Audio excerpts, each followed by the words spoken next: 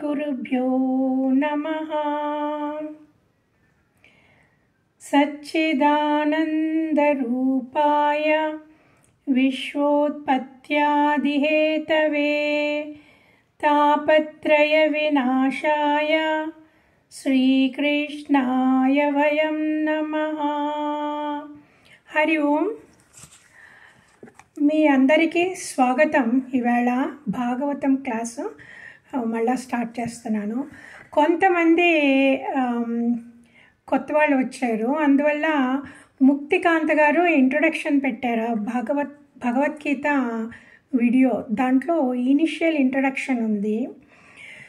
So ఇప్పుడు కొంచెం ఒక జస్ట్ ఫ్యూ పాయింట్స్ మీకు యాడ్ చేస్తాను. సో మన అందరం ఎంతో కాలంగా ఈ ఆధ్యాత్మిక దారిలో ఉన్నాము.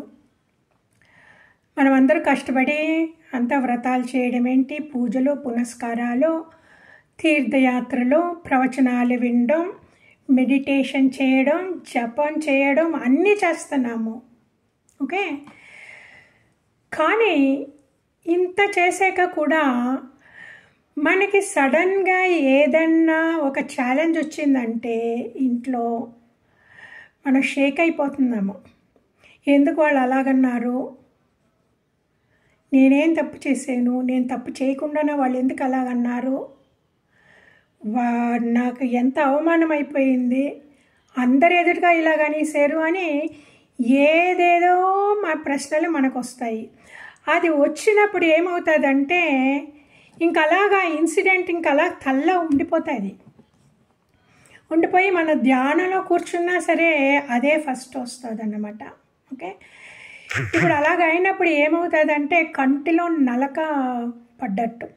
ఇప్పుడు పెళ్ళికి వెళ్తున్నామనేసి చక్కగా డ్రెస్ చేసుకుంటాము, అన్నీ డ్రెస్ చేసుకొని ఇంకా బయటికి వెళ్ళేటప్పుడు నెక్లెస్లు, పువ్వులు, సెంట్లు, మేకప్ అన్నీ వేసుకొని ఇంకా బయటికి వెళ్ళేటప్పుడు కంట్లో ఒక నలక పడిందంటే ఏమవుతుందండి, ఇంకా మనం ప్రొసీడ్ అవ్వలేము.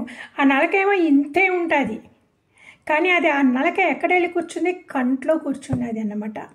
సో నలక సైజు ఇంతే, కానీ చాలా సెన్సిటివ్ ఏరియాలో వెళ్ళి కూర్చున్నాములాన మనము కళ్ళు నులుపుకొని మేకప్ అంతా వచ్చేసి కళ్ళ ఎర్ర అయిపోయి ఇంకా మనం అది అయ్యే వరకు బయటికి వెళ్ళలేమన్నమాట. పర్వాలేదులే నలకే అనుకొని మనం వెళ్ళలేము. So it is like that. Our రాగద్వేషాస్ మనలో కూర్చుంటాయి, చిన్న రాగద్వేషం. కానీ ఆ రాగద్వేషాలు మనల్ని ఆ ముక్తి ద్వారం వెళ్ళే దోవలో పెద్ద అడ్డంకులాగా నిలబడిపోతుంది అన్నమాట. సో అందువల్ల మనకి ఫస్ట్ ఆఫ్ ఆల్ మనకి తెలియాలా ఈ రాగద్వేషాలు అనేవి ఏంటి, ఎలాగ వస్తాయి, అది మనం ఎదుర్కొన్నప్పుడు, ఆ సందర్భాలు మనం ఎదుర్కొన్నప్పుడు ఎలాగా పైకి రావాలి అవన్నీ మనకి తెలియాల. అప్పుడే మనకి ఆత్మసాక్షాత్కారము అయ్యేది. లేకపోతే ఎంత కష్టపడినా సరే, ఎన్ని సంవత్సరాలుగా మనం సాధన చేసినా సరే మనకి ఆత్మసాక్షాత్కారం లభించదు. మనకి ఆత్మసాక్షాత్కారం లభించుతుంది అని మనకి ఎలా తెలుస్తుంది అంటే అండి,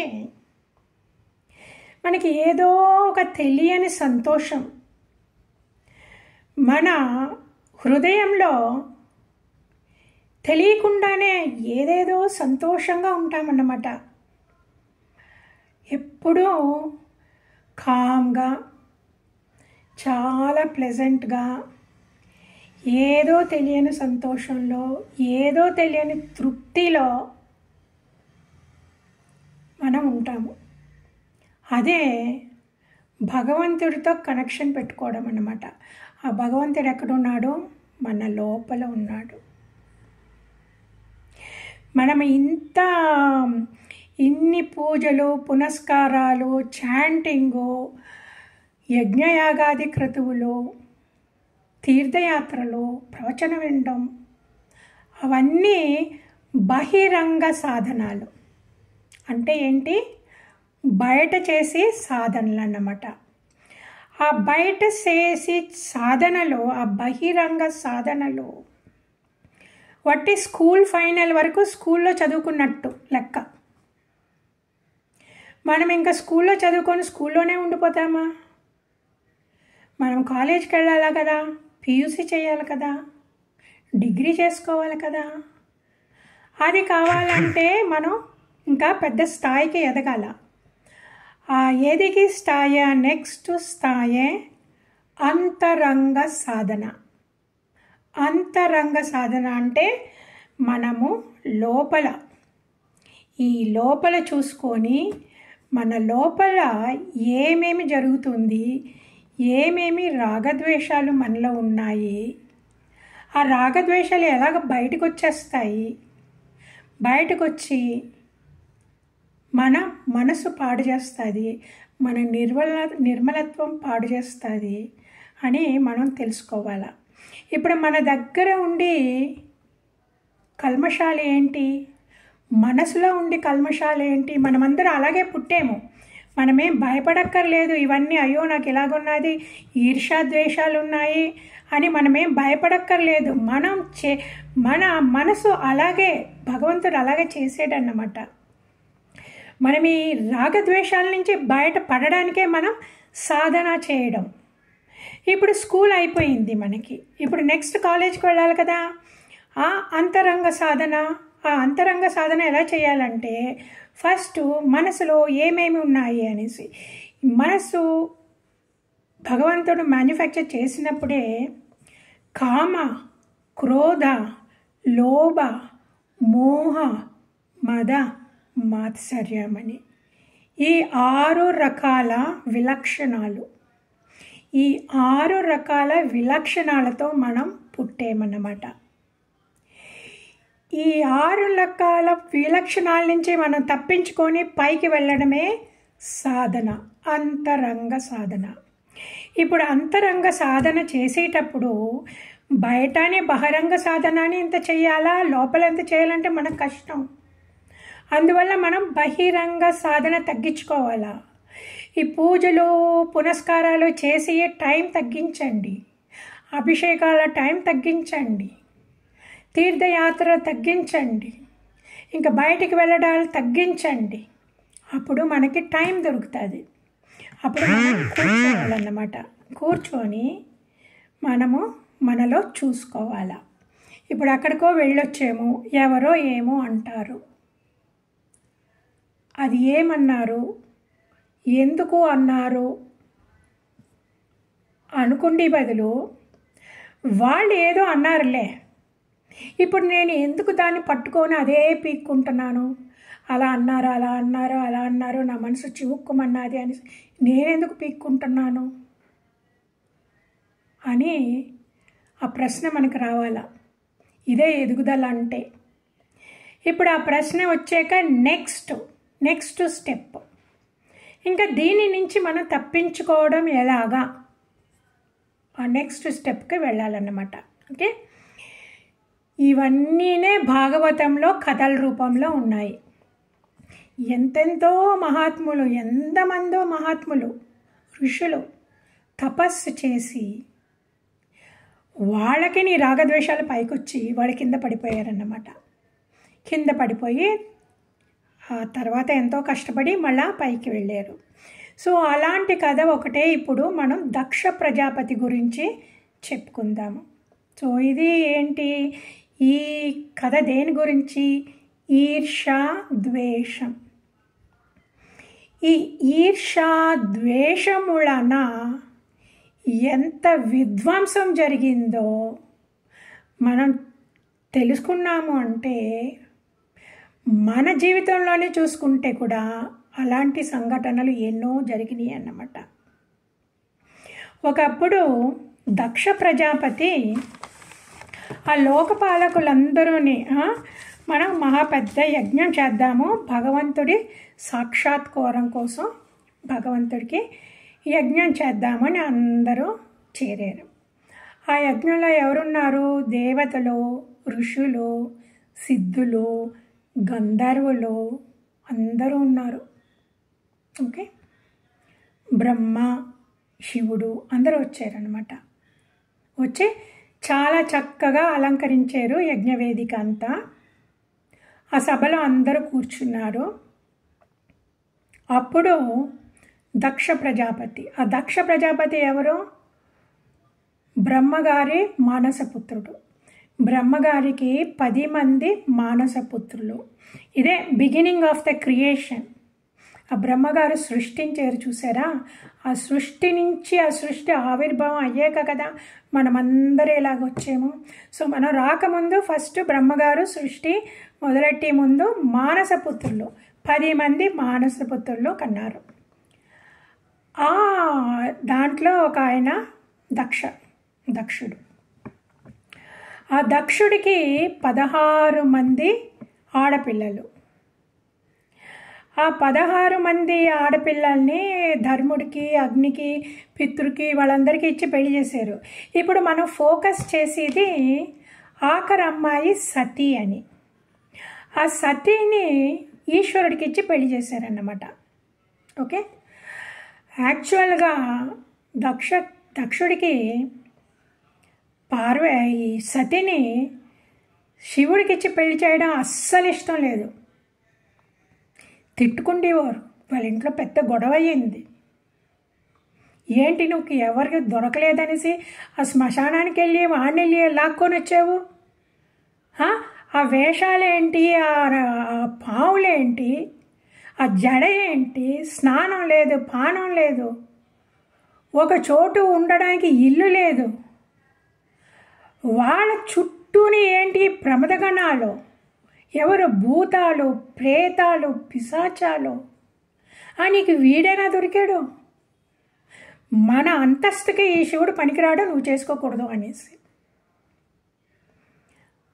ఆ సతీదేవి తపస్సు చేసింది శివుడి కోసం. ఎందుకంటే ఆవిడికి తెలుసు శివుడు కరుణామయుడు, భోళాశంకరుడు. ఎవరన్నా ఒక చిన్న కష్టంలో వెళ్ళి శంకరా నాకు ఈ కష్టం ఉన్నది అంటే ఆయన వెంటనే ఆ కష్టాన్ని తీర్చేస్తారు. నాకు ఇది కావాలి అంటే వెంటనే ఆయన ఇచ్చేస్తారు. ఆయనకి అంత కరుణ హృదయం. తనకి ఏమవుతుంది అని చూసుకోరు. మనకు తెలిసింది కదా ఈ అమృత మదనంలో అప్పుడు దేవతలు, రాక్షసులు ఆ అమృతాన్ని చిలికేటప్పుడు ఫస్ట్ హాలాహలం వచ్చింది. ఆ హాలాహలం ఆ వేడికి అందరినీ దహించేస్తే ఆ హాలాహలాన్ని ఎవరన్నా తీసుకుండే వరకు ఇంకా వాళ్ళు ప్రొసీడ్ కాలేరు, ఇంకా అమృతం దొరకదన్నమాట. సో వాళ్ళందరూ చూశారు ఇది ఎలాగా దీన్ని ఎవరు తీసుకుంటారు, ఎవరు మనల్ని ఈ హాలాహలం నుంచి రక్షిస్తారంటే అందరికీ ఫస్ట్ వచ్చింది శివుడు. శివుడు ఒక్కడే ప్రాబ్లమ్స్లో ఉన్న వాళ్ళని కాపాడేవారు అన్నమాట.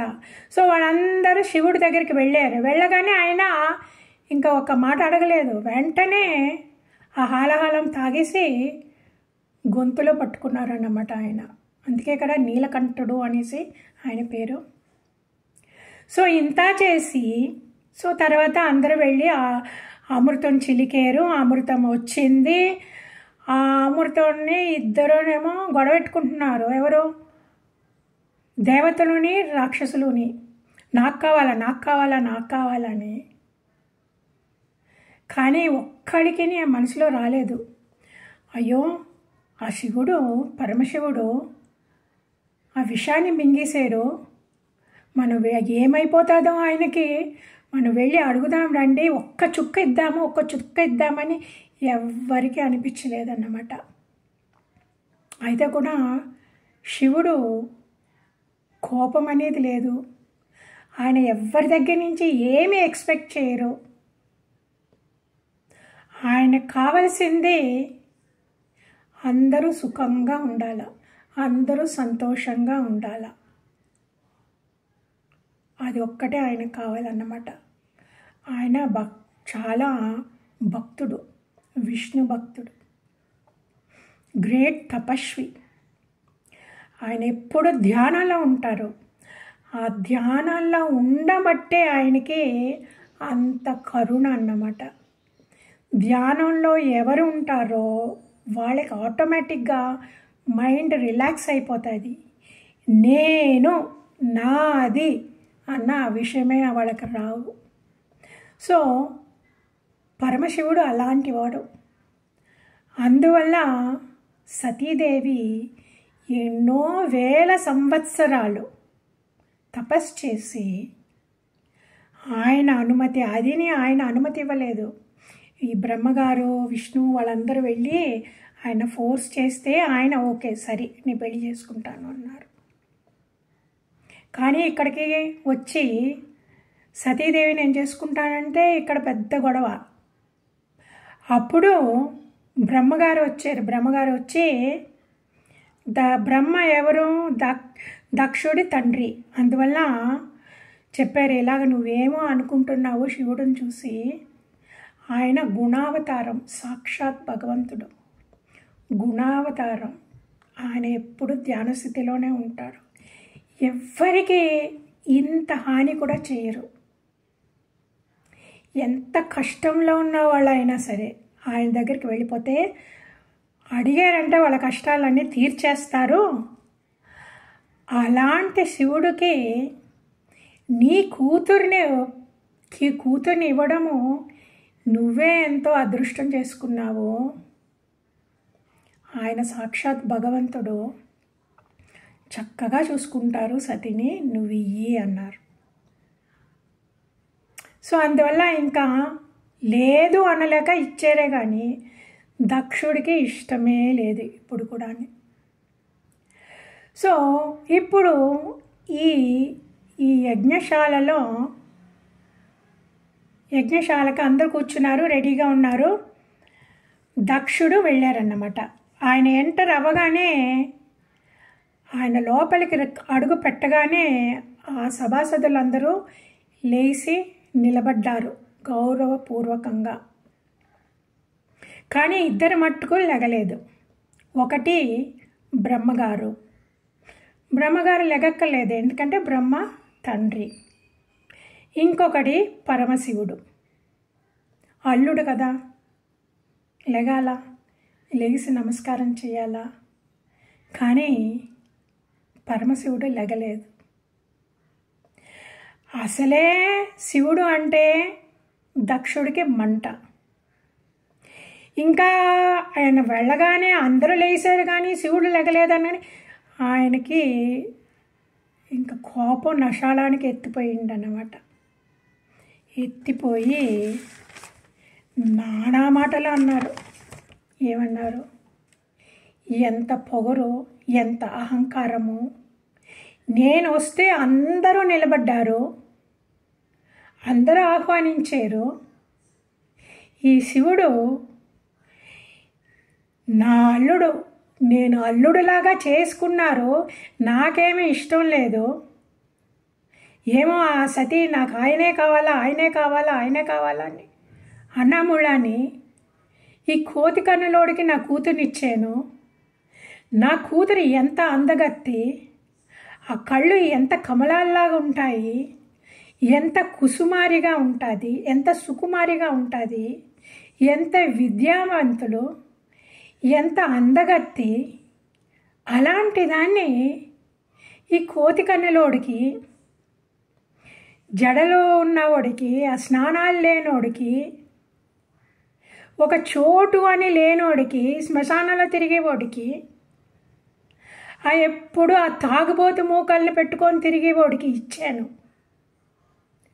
అయితే కూడా నేను వస్తే కొంచెం కూడా మర్యాద లేకుండా అలాగే నిలబడ్డాడు. అసలు ఇలాంటి వాళ్ళని మన సభకి ఇంకా పిలుచుకురాకూడదు, వాళ్ళని ఆహ్వానించకూడదు. వాళ్ళకి దేవతలతో వచ్చి కూర్చుంటే ఎలాగ మసులుకోవాలని కూడా తెలియదు. ఇలాంటి వాడిని ఇంకా మన సభకి పిలకూడదు అని వెంటనే మంత్రజలం చల్లి శపించేశారు. ఏమని శపించారు? ఇక పైన శివుడికి యజ్ఞయాగాది క్రతువుల్లో భాగం ఇవ్వకూడదు అని. అసలు ఈ యజ్ఞయాగాది క్రతువుల్లో శివుడికి భాగం ఎలాగిస్తారంటే అండి, ఆ స్వాహ అంటారు కదా, ఆ స్వాహ అనేటప్పుడు నమఃశివాయ స్వాహ అని ఇవ్వాలన్నమాట ఆ యజ్ఞంలో. సో ఇంతవరకు అందరూ ఇచ్చేవారు. ఇప్పుడు ఈయన శాపం పెట్టారు ఇవ్వకూడదు అనేసి. ఇప్పుడు ఈయనకి ఇప్పుడు ఈ మంట ఉంది కదా, ఎంత కోపం, రగిలిపోతున్నాడు కోపం. ఇది ఫస్ట్ టైం కాదు, ఇంతకు ముందంతా ఏదేదో జరిగింది. అవన్నీ కడుపులో పెట్టుకొని మూట కట్టుకొని ఇంకా ఆ కుళ్ళుబోతనము ఆపుకోలేక పైకి వచ్చేసింది అన్నమాట. ఇది ఎంతో కాలంగా రగిలిపోయింది, అది ఆ మూట ఉన్నది లోపల ఆయనకి. ఎక్కడికి వెళ్ళినా సరే పరమశివుడు ఉన్నారంటే ఫస్ట్ ఆయనకి ప్రథమ పూజ చేసే మిగతాయన్నీ చేస్తారు. ఇప్పుడు దక్ష ప్రజాపతి శివుడు ఇద్దరు వెళ్ళారంటే ఫస్ట్ శివుడికి అగ్రపూజ ఇచ్చే దక్ష ప్రజాపతికి ఇస్తారన్నమాట.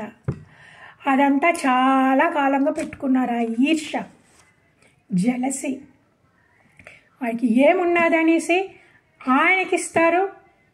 నేను ఎంత విద్యావంతుని, నాకు ఎంత ధనం ఉంది, నేను ఎంత అందంగా ఉన్నాను, నాకు ఎంత సపరివారం ఉన్నది, నాకు ఎంత సైనికులు ఉన్నారు, నన్ను వదిలేసి అలాంటోడికి ఇస్తారు అనేసి చాలా కాలంగా ఈర్ష అన్నమాట, జలసి.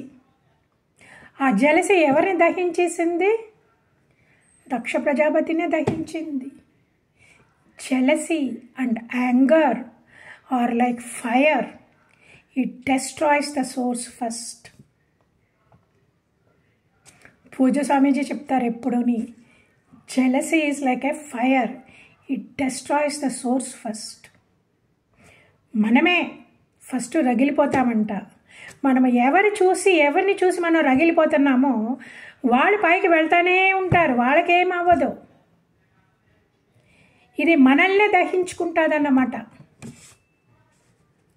సో అదే పని అయ్యింది దక్ష ప్రజాపతికి.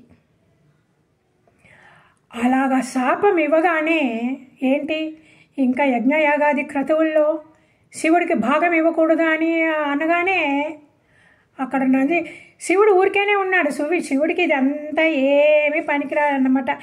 ఎవరు మర్యాద ఇచ్చినా మర్యాద ఇవ్వకపోయినా it doesn't matter to him. ఆయన చక్కగా ఆయన ధ్యానంలో, ఆయన సంతోషంలో, ఆయన ఆత్మరతిలో ఆయన హై క్లాస్గా ఉన్నారు. ఇక్కడ నందీశ్వరులు శివగణాలు ఉన్నాయా, వాళ్ళకి ఇంకా చాలా కోపం వచ్చేసింది, చాలా ఇన్సల్టింగ్గా అనిపించింది. నువ్వు అలా చేస్తావా, ఈ మా శివుడికి ఇవన్నీ చేస్తావా, ఇలాగ నీకు శాపం ఇస్తావా అనేసి నందీశ్వరుడు బ్రాహ్మణులకి శాపం ఇచ్చాడు. బ్రాహ్మణులకి ఏం శాపం ఇచ్చారు? మీకు విద్య ఉన్నదని కదా, ధనం ఉన్నదని కదా ఇంత అహంకారము, నేను శాపం ఇస్తున్నాను. ఇప్పటి నుండి బ్రాహ్మణులు ఎంత జ్ఞానం ఉన్నా సరే వాళ్ళు తిండిపోతుల్లాగా తిండి కోసం వేదాల్ని అమ్ముకోవడానికి ఇల్లు తిరుగుతారు. వాళ్ళు భిక్షాటనకి వెళ్తారు. వాళ్ళు చెప్పేది ఒకటి చేసేది ఒకటిగా చేస్తారు. ఆ జ్ఞానాన్ని విజ్ఞానంగా మార్చుకొని దాని ప్రకారం నడుచుకోవడానికి ఇంకా వాళ్ళకి కుదరదు అని శాపం ఇచ్చారు. ఆ శాపం వినగానే భృగు మహర్షి ఎవరు? దేవతలందరికీ గురువు, బ్రాహ్మణులందరికీ గురువు, వేదాలంతా నేర్పించేది భృగు మహర్షి. ఇప్పుడు ఇంకా భృగు మహర్షికి చాలా కోపం వచ్చేసింది. నువ్వు మా బ్రాహ్మణులకి ఇలాంటి శాపం ఇస్తావా అనేసి ఇప్పటి నుంచి మీ శివ భక్తులు శివుడిని ఎవరెవరంతా అనుచరిస్తారో వాళ్ళందరూని శివుడిలాగే స్నానాలు లేకుండా జటలేసుకొని తాగి తందనాలాడి పిశాచాలు భూతాలు ప్రేతాలతోటి తిరిగి ఎప్పుడు శ్మశానంలోనే పడి ఉంటాయిలాగా మీరు అందరూ శివభక్తులందరూ అలాగే అయిపోతారు. మిమ్మల్ని చూసి అందరూ దూరంగా వెళ్ళిపోతారు, మిమ్మల్ని ఎవరు రెస్పెక్ట్ ఇవ్వరు అనేసి మళ్ళా కౌంటర్ శాపం ఇచ్చారన్నమాట. ఆ కౌంటర్ శాపం ఇవ్వగానే ఇంకా నందీశ్వరుడికి ఆ శివగణాలకి చాలా కోపం వచ్చేసింది. ఇంకా అంతే ఆ పందిరి విరగొట్టేయడానికి రెడీ అవుతున్నారు. ఇవన్నీ చూసి అప్పుడు పరమశివుడు తల కళ్ళు తెరిచి ఇప్పుడేమో విష్ణువుని ప్రసన్నం చేసుకోవాలి అనేసి యజ్ఞానికి వచ్చారు. వచ్చి ఇదేంటిది వాళ్ళని తిట్టుకోవడం, వీళ్ళని తిట్టుకోవడం, వాళ్ళని శాపాలు ఇవ్వడం, వీళ్ళని శాపాలు ఇవ్వడం. These people are just stuck to the body. వీళ్ళందరూ శరీరానికి అంటుకొని నేను నాది అన్న అహంకారంలో ఆ మాయలో పడిపోయారు. ఇంకా ఇంకొంచెంసేపు కూర్చున్నానంటే యుద్ధమే స్టార్ట్ అయిపోతుంది అనేసి ఆయన లేచి వెళ్ళిపోయారు. ఏమీ ఇంకా ఆయన ఇంకా మాట అనలేదు, నోరెత్తలేదు. ఇంత ఇన్సల్టింగ్గా మాట్లాడితేనే ఇన్ని అవుతే కూడా వీళ్ళ లెవెల్ ఇంతే అనేసి ఇంకా ఆయన లేచి మెల్లగా నడిచి వెళ్ళిపోయారు. ఆయన నడిచి వెళ్ళిపోగానే ఇంకా ఈ ప్రమదగణాలు నందీశ్వరుడు అందరూ శివుడు వెనకాల వెళ్ళిపోయారన్నమాట. ఆ వెళ్ళిపోయాక భృగు మహర్షి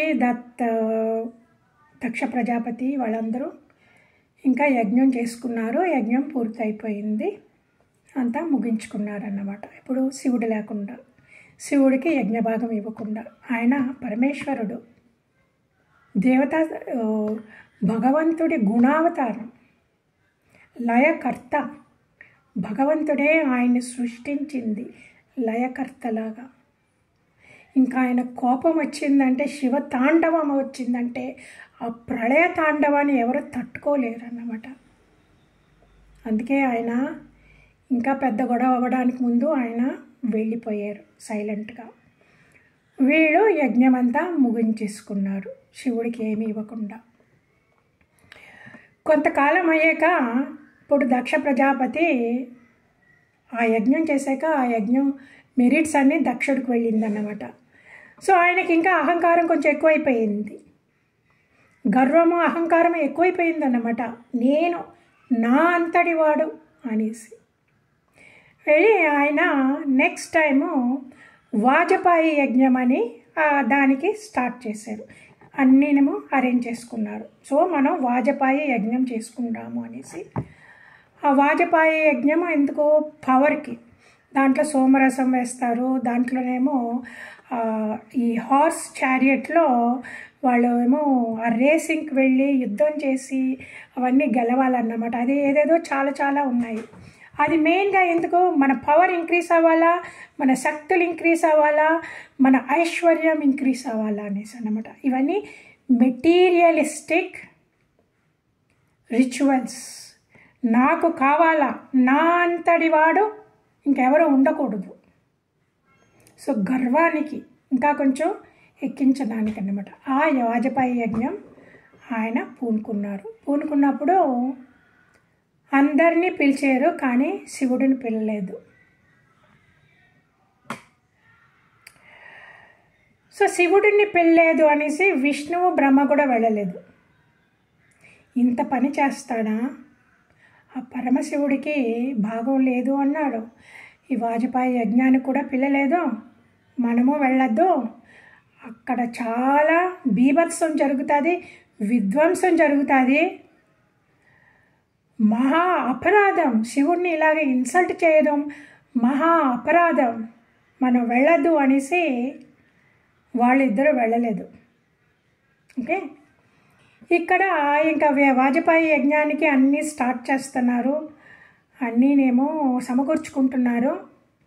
అక్కడ కైలాసంలో పార్వతీదేవి ఒకరోజు బయట కూర్చొని చూస్తుంటే అంతా పుష్పక విమానాలు వెళుతున్నాయంట.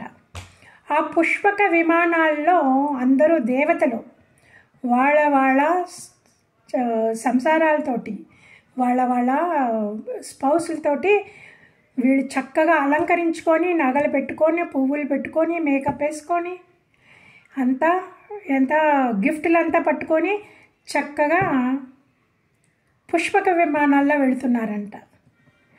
అని చూసి వాళ్ళందరూ సతీ మేము వెళ్తున్నాము వాజ్పేయికి, నువ్వు ఇంకా రెడీ అవ్వలేదా, రారా అన్నారంట అందరూని.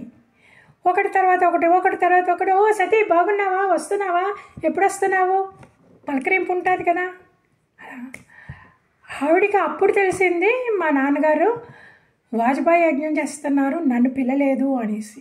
ఆయన వెంటనే లోపలికి వెళ్ళింది. లోపలికి వెళ్తే పరమశివుడు as usual is in is ధ్యానం. ఆయన లేపింది, ఏమండి మా నాన్నగారు వాజ్పేయి యజ్ఞం చేస్తున్నారు, మనం కూడా వెళదాం రండి అన్నారు. అందరూ వెళ్తున్నారు, దేవతలు వెళ్తున్నారు, గంధర్వులు వెళ్తున్నారు, విద్యార్థులు వెళ్తున్నారు, ఋషులు వెళ్తున్నారు. రండి మనము వెళ్ళాలా, నేను మా అమ్మగారింటికి వెళ్ళి చాలా కాలం అయ్యింది, మా అక్క చెల్లెల్ని చూడాలా, మా బంధువుల్ని చూడాలా, మా అమ్మని చూడాలా, వెళదాం రండి అన్నారంట. ఆయన అన్నారంట, పిలవని పేరంటానికి వెళ్ళకూడదు, మీ తండ్రి గారు మనల్ని పిలలేదు. ఎందుకు ఆయన పిలలేదు అంటే మీ నాన్నగారికి అసలే నేనంటే నచ్చదు. దానికి తోడుగా మొన్న యజ్ఞంలో పెద్ద గొడవ అయ్యింది, శాపం ఇచ్చారు, నాకు ఏది దేంట్లోని భాగం రాకూడదు అని. ఇంత అయ్యాక నువ్వు ఎలాగ వెళతావు, నువ్వు వెళ్ళకూడదు అన్నారంట. అంటే ఇంకా ఆవిడేమీ చెప్పలేకపోయింది, కానీ ఆవిడకి వెళ్ళాలని మళ్ళీ బయటికి వెళ్ళి కూర్చుందన్నమాట. కూర్చుంటే ఇంకా అన్ని విమానాలు వెళ్తున్నాయి. ఇంకా ఆవిడ తట్టుకోలేకపోయింది, అందరూ వెళ్తున్నారు, నేను వెళ్ళాలా అనేసి మళ్ళీ లోపలికి వచ్చింది. లోపలికి వస్తే మళ్ళీ ఆయన పాటిగా హాయిగా ఆయనకేమీ ఇన్సల్ట్ అది ఏమీ లేదు, ఆయన పాటికి ఆయన హాయిగా ఆత్మరతి ధ్యానంలో చక్కగా ఉన్నారు. మళ్ళా అడిగిందంట, నేను వెళతాను రండి అని. ఈ పుణ్యకార్యాలకి ఎవరు పిలక్కర్లేదు, ఆ పూజలకి యజ్ఞాలకి ఎవరైనా పిలిస్తేనే వెళ్ళాలని ఏమి లేదు, పిలకపోతే కూడా మనం వెళ్ళొచ్చు, రండి మనం వెళదాము అనేసి. చూడు నేను చెప్తున్నాను నువ్వు వెళ్ళొద్దు అనేసి. నువ్వు అక్కడ కానీ వెళ్ళేవంటే మీ నాన్న నిన్ను దూషిస్తాడు. నిన్ను దూషించడం నీకోసం కాదు, నీకు నాకు కనెక్షన్ ఉన్న వాళ్ళని నువ్వు నాతో కనెక్ట్ అయిన వాళ్ళని నా మీద కోపం అంతా నీ మీద చూపిస్తారు, నువ్వు తట్టుకోలేవు, నువ్వు వెళ్ళకు అక్కడికి అన్నారంట. ఆడవాళ్ళు ఉంటాం కదా, వెళ్ళాలా, నగలేసుకోవాలా, చీరలు కట్టుకోవాలా, సింగారించుకోవాలా, ఇంకా అది వచ్చేసిందంటే ఎవరు మనల్ని తప్పించలేరన్నమాట. సో దేవి కూడా అలాగే, మీరు చెప్పింది నిజమే ఈశ్వర స్వామి, కానీ నేను ఆడదాన్ని, నేను ఇంకా మాయలోనే ఉన్నాను, నాకు ఇవన్నీ ఆ ఫంక్షన్కి వెళ్ళాలంటే ఇష్టము, నా బంధువుల్ని చూడాలంటే ఇష్టము, అక్కడికి వెళ్ళాక అందరూ పలకరిస్తారు, మా ఇంట్లో వాళ్ళందరూ నాకు సారీ పెడతారు, ఆ సారీ తీసుకురావాలని నాకు ఇష్టము, నేను వెళ్ళే తీరుతాను అన్నారని ఆవిడ అన్నీ రెడీ అయిపోయి వెళుతుందంట. అప్పుడు ఇంకా దాన్ని ఆవిడని ఆపలేము, సరే ఒక్కతే వెళుతుంది అనేసి పరమశివుడు నందీశ్వరుని ఆ ప్రమద గణాలని అంతా ఇచ్చి పంపించారు.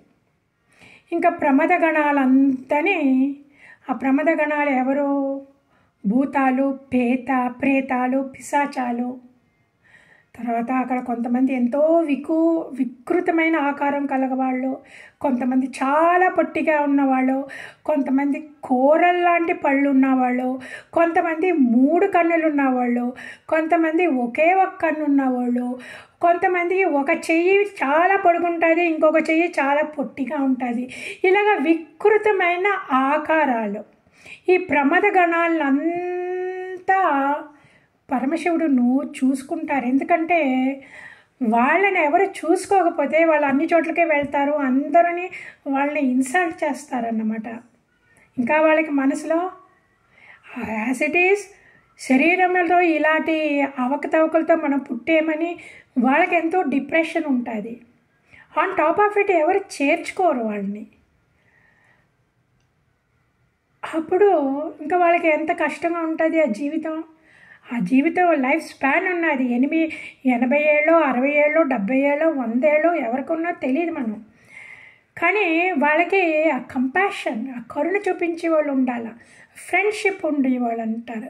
కానీ ఇలాగుంటే మిగతా వాళ్ళకి భయంగా ఉంటుంది. నార్మల్గా ఉండే వాళ్ళకి అబ్నార్మల్గా ఉన్న వాళ్ళతోటి ఇంటరాక్ట్ చేయాలంటే ఇలాగ కొంచెం గుబులుగా ఉంటుంది అనమాట. అంత కంఫర్ట్ ఫీల్ అవ్వరు. అందుకే వీళ్ళందరినీ ఆయనే నేను నిన్ను చూసుకుంటానురా, నీకేం కావాలో ఇస్తానురా అనేసి వాళ్ళందరినీ పోగేసుకొని చక్కగా ఆయన చూసుకుంటారు.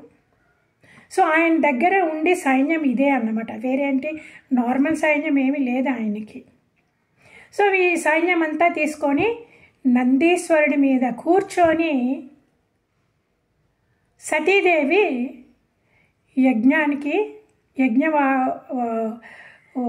యజ్ఞ ప్లేస్కి వెళ్ళింది అనమాట. పందిరి దగ్గరికి వెళ్ళింది. వెళ్ళేటప్పుడు వీళ్ళందరూ చూశారు, అక్కడ కూర్చున్న వాళ్ళందరూ చూశారు. చూస్తే ఎవ్వరూ లేచి నిలబడలే, ఆవిడని ఆహ్వానించలేదు. ఎందుకు వాళ్ళకి తెలుసు దక్షుడికి శివుడు అంటే ఇష్టం లేదు. సో అందువల్ల మనం పార్వతీదేవి వస్తే కూడా, సతీదేవి వస్తే కూడా మనం నిలబడకూడదు, దక్షుడు కోపం వస్తుందని ఎవరు లేచి ఆవిడని ఆహ్వానించలేరు. ఆవిడికి ఒక్కోలాగా అయిందన్నమాట, ఇన్సల్టింగ్గా అయింది. సో వాళ్ళ అమ్మ వచ్చారు, వాళ్ళ చెల్లెలు వచ్చారు. వచ్చి సో వాళ్ళు కొంచెం సంతోషపరిచి వాళ్ళ సంతోషం కొంచెం ఎక్స్ప్రెస్ చేసి తీసుకెళ్ళారు. మా నాన్నగారు దక్ష ప్రజాపతి కోపం, సతీని చూడగానే కోపం, సతీని చూడగానే శివుడు జ్ఞాపకం వచ్చేసాడు. కళ్ళు ఎర్రగా చేసుకొని చూస్తున్నాడు. నిన్ను ఎవరు రమ్మన్నారు ఇక్కడికి అన్నట్లు అన్నమాట. ఇంకా కళ్ళతోనే కాల్ చేసేలాగా చూస్తున్నారు. అది చూడడం, ఆ ఎర్రగా చూసి ఆ కోపంతో చూడడం చూసి సతీదేవికి చాలా కోపం వచ్చేసింది.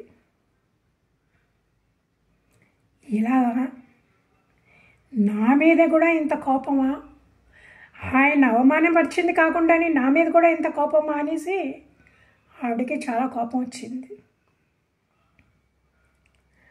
ఆ తర్వాత వాళ్ళంతా యజ్ఞం చేస్తున్నారు కదా, ఆహుతి ఇస్తున్నారు కదా, ఆ ఆహుతిలో నమశివాయ స్వాహ అనాల, అది కూడా అంటం లేదు అక్కడ. ఇంకా అది చూసి ఇంకా ఆవిడ పట్టుకోలేకపోయింది. ఆవిడ కోపము, ఆవిడ దుఃఖము ఆవిడ ఇంకా పట్టుకోలేకపోయింది. ఆవిడ బగబగ వాళ్ళ నాన్నగారి దగ్గరికి వెళ్ళి, నాన్న నీకు ఎందుకు అంత కోపం, నీకు ఎందుకు పరమశివుడు అంతే కోపం, ఎందుకు ఇంత ఇన్సల్టింగ్గా ఆయనకి యజ్ఞంలో ఆయనకు భాగం లేకుండా చేసావు, ఆయన ఏం చేశారని, ఆయన ఎంత కరుణామయుడు, ఆయన ఎంత తపస్వి,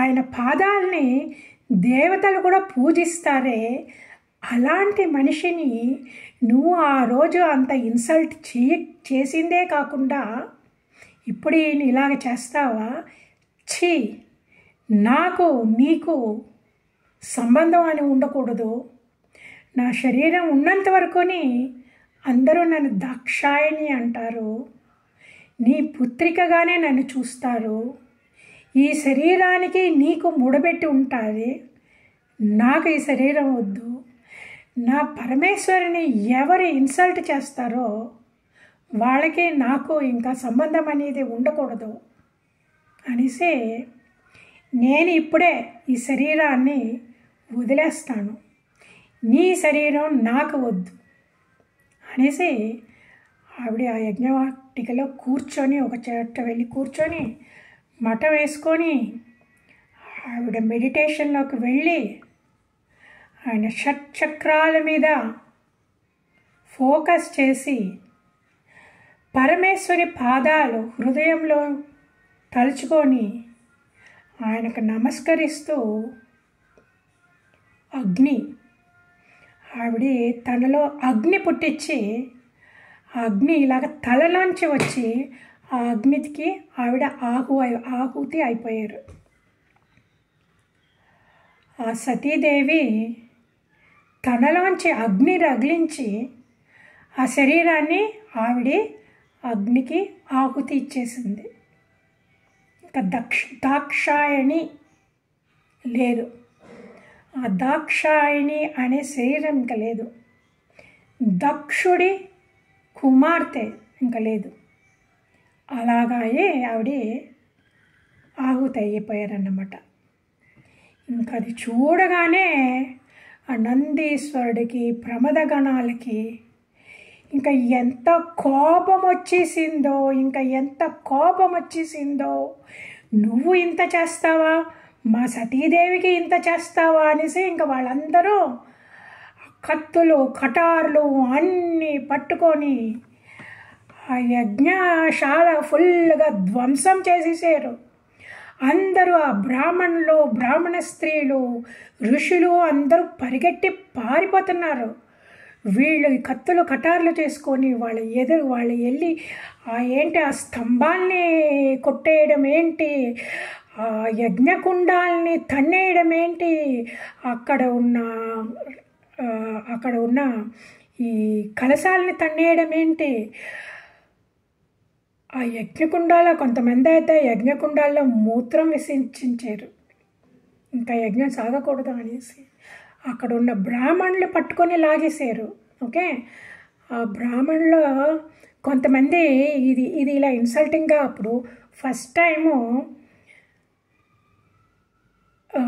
దక్ష ప్రజాపతిని ఇన్సల్ట్ దక్ష ప్రజాపతి శివుడిని ఇన్సల్ట్ చేసేటప్పుడు నలుగురు నవ్వేరన్నమాట. సర్కాస్టిక్గా ఉంటారు కదా, ఎవరికైనా ఇద్దరికి ఫైటింగ్ అవుతూ ఉంటే, గొడవలు అవుతూ ఉంటే వాళ్ళ పార్టీ వీళ్ళ పార్టీ వాళ్ళు ఉంటారు కదా, అది దక్ష ప్రజాపతి పార్టీ వాళ్ళు ఒక ముగ్గురు, ఒక ఆయనేమో ఒక సర్కాస్టిక్గా కనసాయిగా చేశారు, ఇంకొక ఆయనేమో నవ్వాడు, ఇంకొకటి ఆయనేమో చేతులు చూపించారు అన్నమాట ఇలాగ. ఇంకా వీళ్ళకి మండిపోయి ఆ కన్ను ఇలాగ తిప్పారు చూసారా, ఆయన వెళ్ళి కళ్ళు పీకేశాడు. ఇంకొకటి సర్కాస్టిక్గా నవ్వాడు, వాళ్ళు పళ్ళు విరగొట్టేశారు, దంతాలు విరగొట్టేశారు ఫుల్గా. ఇంకొకటి చెయ్యలు ఊరగొట్టేశారు. ఆ భృగుడికి వెళ్ళి భృగుడి మీసం పీకేశారు. ఇంక ఇవన్నీ జరుగుతూ ఉంటే ఇంకా భృగుడు ఆపుకోలేకపోయాడు. ఇంత విధ్వంసం అవుతుంది, ఇంకా వీళ్ళందరినీ కంట్రోల్ చేయాలని ఆయన మంత్రజలం తీసుకొని ఆ యజ్ఞకుండంలో మంత్రజలాన్ని ఆయన చల్లి ఒక రాక్షసుడిని సృష్టించారన్నమాట. ఆ రాక్షసుడిని సృష్టించగానే ఇంకా ఆ రాక్షసుడు వీళ్ళు శివగణాల మీద పరిగెట్టి వాళ్ళని కొట్టడం, వాళ్ళని చంపడం అని ట్రై చేస్తుంటే ఇంకా వీళ్ళ శివగణాలంతా అదిరిపోయి పారిపోయారు, చెల్లా చెదరైపోయి పారిపోయారన్నమాట. ఇప్పుడు ఇక్కడ సతీదేవి శరీరాన్ని వదిలేసింది, ఆ యజ్ఞము విధ్వంసం అవుతుంది. భృగు మహర్షి రాక్షసుణ్ణి సృష్టించి, సో ఇప్పుడు యజ్ఞం ఆగిపోయిందన్నమాట. ఆగిపోయి ఇంకా వెంటనే వాళ్ళు వెళ్ళిపోయారు. ఈ విషయాన్ని నారద మహర్షి వెళ్ళి పరమశివుడికి చెప్పారు. పరమశివుడు అక్కడ ఉన్నారు కైలాసంలో. ఇప్పుడు నారద మహర్షి వెళ్ళి చెప్పారు. నారద మహర్షి వెళ్ళి, శివ చూడు ఇలాగ అయింది, సతీదేవి దాక్షాయిని ఆవిడ శరీరం వదిలేసింది, దక్ష ప్రజాపతి నిన్ను ఇన్సల్ట్ చేసిన దానికి ఆవిడ తట్టుకోలేకపోయింది, ఆవిడ శరీరాన్ని వదిలేసింది అనగానే ఇంకా శివుడికి ఎంత కోపం వచ్చేసిందో, ఇంకా ఎంత కోపం వచ్చిందో, ఆ కోపంతో ఆ జడ ఒకటి పీకి నేల మీద గట్టిగా అలా విసరగానే ఆ కోపం నుంచి ఆవిర్భవించాడు ఒక పెద్ద శరీరం, నల్లటి పెద్ద శరీరం, 1000 చేతులతోటి, కూరలతోటి, ఎముకల దండలతోటి, ఎర్రటి నెత్తురు లాంటి కళ్ళతోటి, ఎంత గ్రీంకారం చేసుకుంటూ ఎంత భయంకరంగా లేసి, ప్రభు నేనేం చేయాలో చెప్పండి అన్నారు. అప్పుడు వెంటనే అన్నాడు పరమశివుడు, నువ్వు వెళ్ళు, దక్షుడు చేసే యజ్ఞవాటికి వెళ్ళి దక్షుణ అనుసరుల్ని చంపేయి అన్నారు. చూడండి ఏమన్నారు, దక్షుడిని చంపేయి, దక్షుడి అనుసరుని చంపేయి అన్నారు. మనము శివుడి దగ్గర నుంచి ఇది మనకి షాకింగ్గా ఉంటుంది. అలాగా శివుడు అలాగన్నారా అనేసి.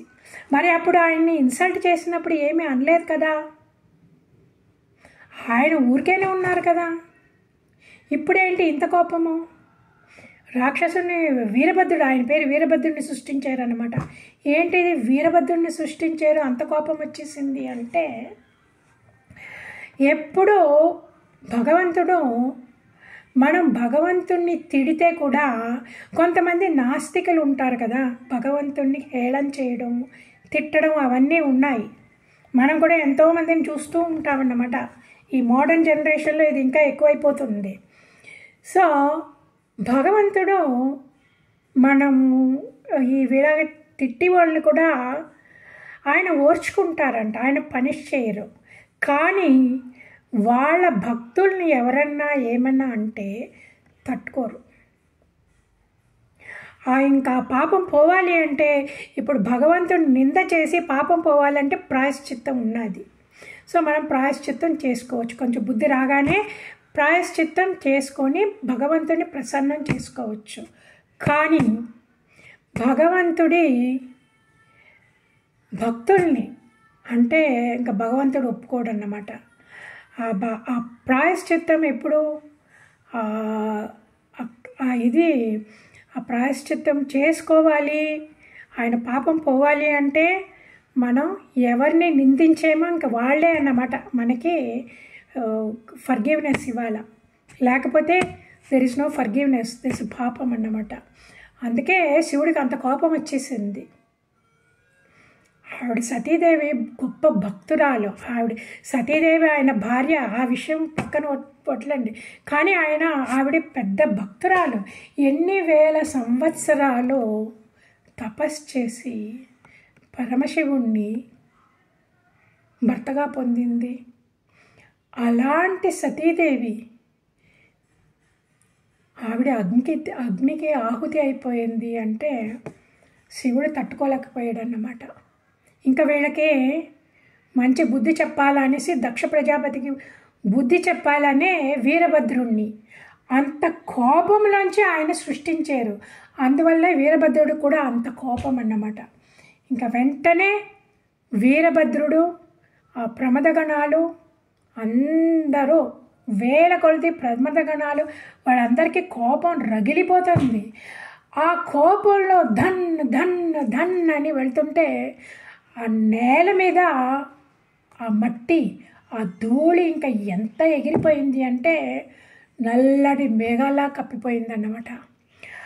ఆ మేఘాలు కప్పుకోవడము, ఆ శబ్దము విని ఇక్కడ యజ్ఞవాటికలో అందరూ గడగడలాగిపోయారు, భయపడిపోయారు. అప్పుడు ప్రసూతి ఎవరు? దక్ష ప్రజాపతి వైఫ్, భార్య, సతీదేవి మదర్, వాళ్ళ అమ్మ అన్నమాట.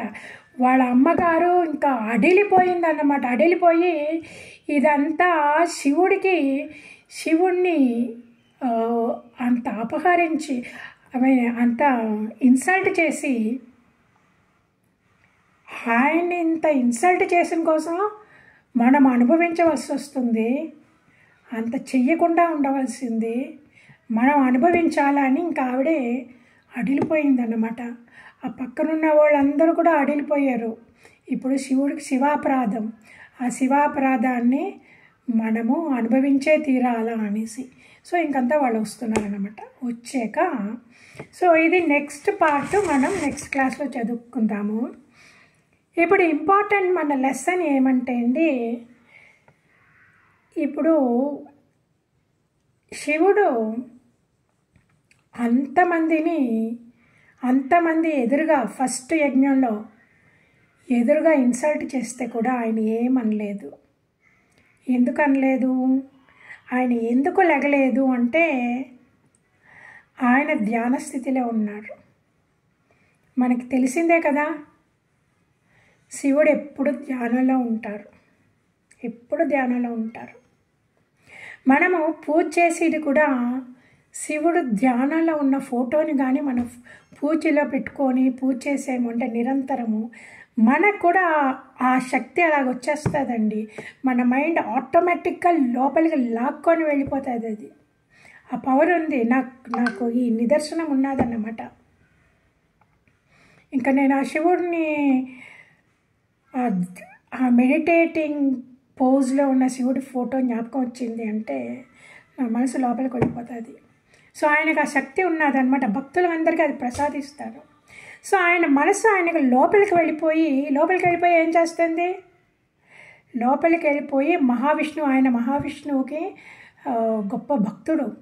ఆ మహావిష్ణువు పాదాల మీద ఆయన ఈజ్ టోటలీ అబ్జార్బ్డ్, సమాధి స్థితిలో ఉన్నారు. ఆయన ఎప్పుడూ సమాధి స్థితిలోనే ఉంటారు. ఇదే మనం నేర్చుకోవాల్సిందన్నమాట, సమాధి స్థితిలో వెళ్ళడానికి. మనము ఈ సంసారంలో ఎన్నో ఉంటాయి. మనకి మంచివి జరుగుతుంటాయి, చెడ్డవి జరుగుతుంటాయి. Everyday it's a challenging war field. మనము ఏం చేయాలో చేసేసి ఇంకా ఇలా లోపలికి వెళ్ళిపోవాలన్నమాట. మన లోపలికి వెళ్ళిపోయి భగవంతుడి పాదాల మీద మనము మనసు పెట్టేయాల. సో మనం అలా కేంద్రీకరించితే ఏమవుతుందంటే అండి, మన మనసు కుదుట పడుతుంది. ఇప్పుడు బయట ఏమైనా సరే మన మైండ్ ఆటోమేటిక్గా కామ్గా అయిపోతుంది. ఎందుకు? భగవంతుడికి ఆ శక్తి ఉంది. మనం సైంటిఫిక్గా ఎక్స్ప్లెయిన్ చేయలేము. అది ఎలాగా ఇంత కోపం ఉన్నవాళ్ళు మైండ్ అలాగా లోపలికి తిప్పగానే అది ఎలాగా అయిపోతుంది అంటే there is no scientific explanation. It is the spirit. It's a spirit. It's a divine intelligence. దేవ రహస్యం. ఈ దేవ రహస్యానికి మనం ఎక్స్ప్లెయిన్ చేయలేము. ఆ దేవ రహస్యాన్ని మనం భక్తితో అనుసరించాలన్నమాట. అందుకే మనము ఆధ్యాత్మికంగా పైకి వెళ్ళాలంటే 3 పాయింట్స్ మనం ఇంపార్టెంట్గా పెట్టుకోవాలన్నమాట. ఒకటి ఏంటి? భక్తిభావం. ప్రతి దాంట్లోనే మనకు భక్తిభావం ఉండాలి. ఎందుకు? ఈ ప్రపంచం ఫుల్గా మేనిఫెస్టేషన్ ఆఫ్ ద గాడ్. ఈ ప్రపంచంలో కనబడి అంత దైవ స్వరూపమే. అందుకే కదా శివ సహస్రనామంలో ఓం పక్షిణే నమః, ఓం హరికేశాయ నమః, ఓం జలాయ నమః, ఓం చంద్రాయ నమః అంటారు. అన్నీ ఆ భగవంతుడి స్వరూపాలు. ఓకే, సో అందువల్ల మనం ఆ లోపలికి వెళ్ళిపోయి ఇంటికి వెళ్ళడం అన్నమాట. బయట ఎన్నెన్నో మన రోడ్లో గొడవలు అవుతున్నాయి. ఏదో యాక్సిడెంట్ అయ్యింది, రోడ్లో ఇంకా పెద్ద గొడవ అవుతుంది కదా.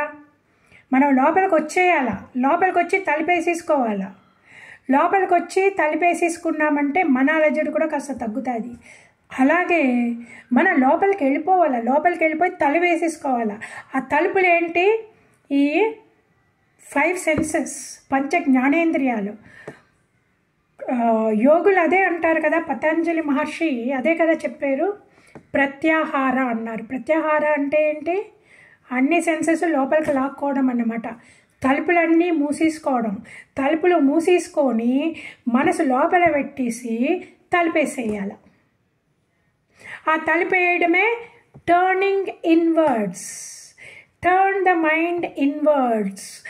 మనము చేసి తప్పేమంటే, చాలామంది చేసి తప్పేమంటే సంవత్సరాల తలబడి ఈ సాధనలో ఉంటారు. ఎలాగ సాధనలో ఉంటారో మనసు ఇంకా బయటనే ఉంటుంది. మనసు బయటనే పెట్టుకొని నేను సాధన చేస్తున్నాను, నేను ఇంకా యూనివర్సిటీ లెవెల్కి వెళ్ళాలా, పిహెచ్డి లెవెల్కి వెళ్ళాలా అంటే ఎలా కుదురుతుంది? It's very important we turn the mind inwards. If we don't turn the mind inwards మన లోపల భగవంతుడిని చూడలేము. భగవంతుడు ఆకారాలన్నీ భగవంతుడే, fine, that is a very high level. మనం ఈ ప్రపంచంలో ఉన్నంత వరకు రాగద్వేషాలు ఉండే ఉంటాయి. ఒకళ్ళు మనల్ని మంచిగా అంటారు, ఒకరోజు చెడ్డ అంటారు, ఒకరోజు వెళ్ళిన చోటు మనల్ని పొగుడుతారు, ఇంకొక చోట మనల్ని ఇన్సల్ట్ చేస్తారు. ఇవన్నీ నార్మల్, 100% నార్మల్. మాయ అంటే ఇదే. మాయ భగవంతుడు ఇలాగే సృష్టించాడు. ఎందుకు ఇలాగ సృష్టించాడు అంటే ఈ జీవుడికి దెబ్బలు తగలాల, దెబ్బలు తగిలితేనే లోపలికి వెళ్తాడు. లేకపోతే ఇలాగ ఈ ప్రపంచంలో ఈ మాయలో ఇరుక్కుపోయి జన్మ ఆఫ్టర్ జన్మ ఈ జనన మరణం సైకిల్లో మునిగిపోతాడు. ఇంక బయటికి రాడు. ఈ బయటికి రావడానికి, అక్కడి నుంచి రావడానికే మనకి వైరాగ్యం, నువ్వు వైరాగ్యం చెప్పుకో, వైరాగ్యం తీసుకుంటే రాడు. మనకి వైరాగ్యం రాదు. ఎవరన్నా నెత్తి మీద గట్టిగా కొట్టి ఇన్సల్ట్ చేసి, రిపీటెడ్గా ఇన్సల్ట్ చేసి మనం లైఫ్లో ఫెయిల్ అయితేనే మనం అప్పుడు దేవుడి మీద భక్తి ఎక్కువ అవుతుంది అన్నమాట. ఇంకా బయట ఏమీ లేదు అని ఆ డిప్రెషన్లో, డిస్ట్రెస్లో ఉంటాం కదా, అప్పుడు మనము నమ్మేది ఎవరిని? ఇంకా భగవంతుడినే నమ్మాలా, సరెండర్ అయిపోవాలా. అందుకే పూజ్య భావం ఉండాలా, భక్తి కృతజ్ఞత ఉండాలా. మనకి మానవ శరీరం ఇచ్చిన దానికి కృతజ్ఞత ఉండాలా. ఓకే, ఎప్పుడు మనం వినయంగా ఉండాలా. దేవుడు మనకి ఇంత అందం ఇచ్చేసారు, ఇంత విద్య ఇచ్చేసారు, ఇంత పొజిషన్ ఇచ్చేసారు అనేసి ఈర్ష్యాద్వేషాలు, వేరెవరో నా లెవెల్లో ఉండకూడదు అని ఈర్ష్యాద్వేషాలు ఉంటే ఇలాగే దక్ష ప్రజాపతి లెవెల్ అయిపోతుంది. ఇది బట్టి దక్షుడు ఒక్కడికే కాదు, దక్షుడితో ఎవరెవరు ఉన్నారో వాళ్ళ ఫ్రెండ్స్ అందరూ కూడా అనుభవించవలసి వచ్చిందన్నమాట ఈ విషాదం, విధ్వంసాలు. ఓకే, సో దీంతో ఇప్పుడు నెక్స్ట్ టైము ఏమైంది, వీరభద్రుడు అక్కడికి వెళ్ళాక ఏమైంది అని మనం చెప్పుకుందాం. ఓం సర్వే భవంతు సుఖినః, సర్వే సంతు నిరామయా, సర్వే భద్రాణి పశ్యంతు, మా కశ్చిత్ దుఃఖ భాగ్ భవేత్. ఓం శాంతి.